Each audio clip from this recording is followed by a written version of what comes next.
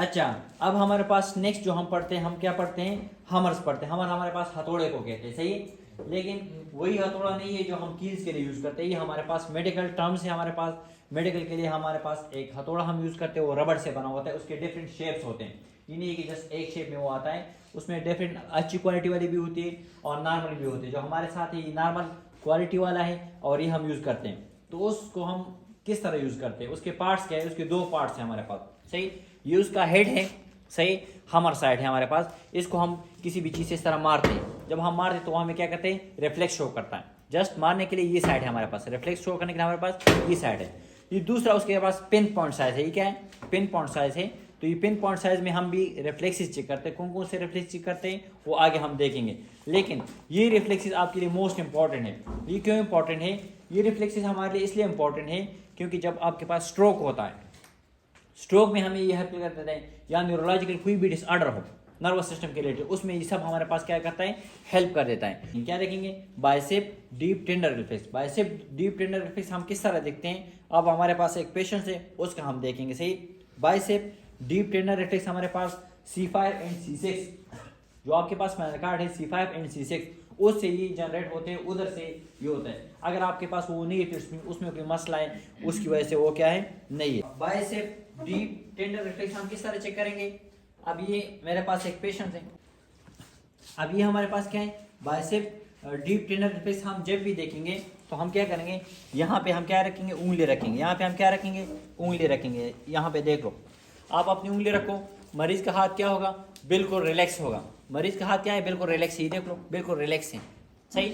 उसके बाद हम क्या करेंगे, यहाँ पे हम अपनी उंगली को मारेंगे, इस तरह मारेंगे, तो ये आपके पास क्या होता है, कंट्रैक्ट होता है। ये थोड़ा सा फ्लेक्जन इसमें होगा। यहाँ पे आपके पास बाइसेप मसल क्या होंगे, कंट्रैक्ट होंगे, और इसमें थोड़ा सा फ्लेक्जन होता है। जो आपके पास फोर आर्म के मसल हैं, यहाँ पे ये क्या होंगे, थोड़ा सा रिफ्लेक्स होंगे, अंदर की तरफ जाएंगे। हाथ को नरम कर लो, ये देखो थोड़ा सा मूवमेंट कर देता है, सही। तो ये आपके पास होता है, हमारे पास क्या होता है, बाइसेप डीप टेंडर रिफ्लेक्स हमारे पास होते हैं। उसके बाद हमारे पास नेक क्या है, नी जर्क रिफ्लेक्स है हमारे पास। क्या है हमारे पास, knee jerk reflex. Knee jerk reflex, मरीज अगर आपके पास सुपाइन पोजीशन पे है तो उसकी नी हम क्या करेंगे, हम उठाएंगे हाथ के साथ, हाथ के साथ उठाएंगे। उससे भी हो सकता है, लेकिन उससे इतना इफेक्टिव नहीं हो सकता है। अगर मरीज आपके पास बेड पे है तो उसके दोनों पाँव को हम नीचे कर लेंगे और उसको रिलैक्स छोड़ेंगे। जब हम दोनों पाँव को नीचे करेंगे और रिलैक्स छोड़ेंगे तो फिर हम कर लेंगे, सही।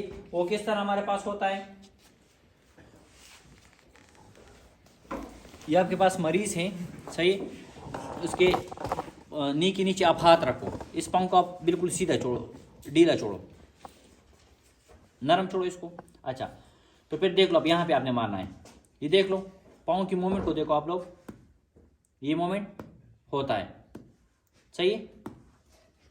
तो ये आपके पास क्या है, रिफ्लेक्स। इसका दूसरा तरीका भी है, अगर मरीज अपना पाँव जो है वो नहीं छोड़ सकता है इस तरह, तो आपने क्या करना है, इस पाँव को इस साइड पे रखो, इस पे इस तरह रखो, उसको नरम कर लो, इसको नरम कर लो बिल्कुल।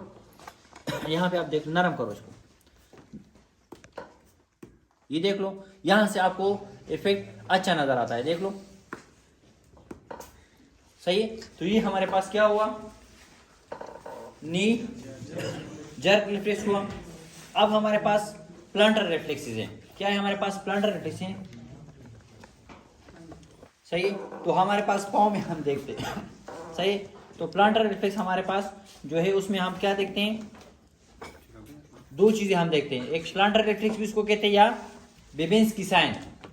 बेबेन्स्की साइन एंड प्लांटर रिफ्लेक्स आपके पास क्या है, सेम है। ये आपने याद रखना, ये आपसे आसपी में पूछ सकते हैं कि प्लांटर रिफ्लेक्स या बेबेन्स्की साइन आपके पास देखो, तो ये आप कहो कि ये दोनों सेम है और हम किस तरह चेक करते हैं, अब हम कर लेंगे, सही।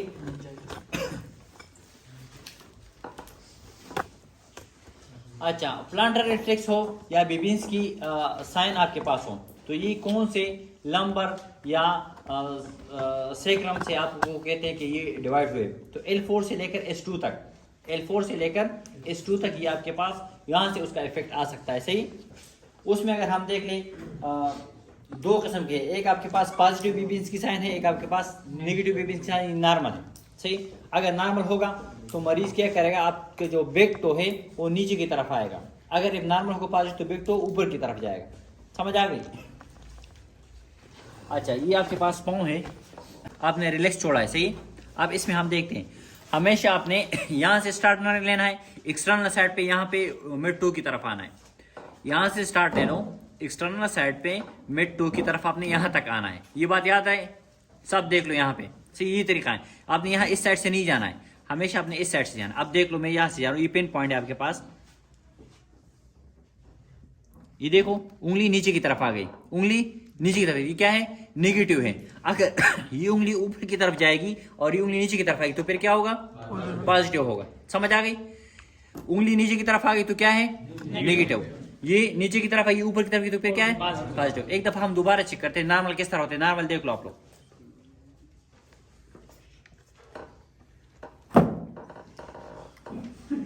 देख लो, ये आपके पास क्या है? नॉर्मल है। लेकिन एक बात और भी याद रखना, आज भी आप लोगों से पूछ सकते हैं कि बच्चों में ये किस तरह होता है। बच्चों में इसका अपोजिट होगा। क्या होगा? अपोजिट होगा। बच्चों में क्या होगा? अपोजिट होगा। तो इसलिए बच्चों में ये क्या है? डिफरेंट है। यहाँ पे हमारे पास क्या है? डिफरेंट है।